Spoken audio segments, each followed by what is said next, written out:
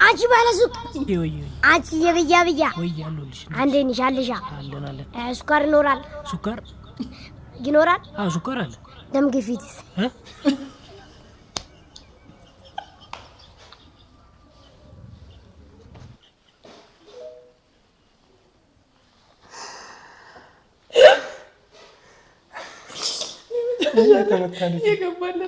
የተመታልሽ ነው እንዴ? እኔ ግን ጠርጥሬ ነበር በነገራችን ስኳር ይኖራል መጨረሻ ላይ ደም ግፊት ለቀን ምናምን ነገር ብትሆን ምን ያህል ትልትል ያናድድ እንደሚችል ያው ግን እንደ ኮንተንት አይተውት ስለሆነ አው ግን እንደዚህ አይነት ሰው ይመጣ ግን እናንተ እንዴት ሪአክት ታደርጋላችሁ ነው ዋናው ነገር። እኔ ብሆን definitely ያረጋው ነው ማረግ ምን ትያለሽ? በደንብ አድርጌ ነው ማጋጨት ያለ በዲፕሎማሲ ማለት ይችላል።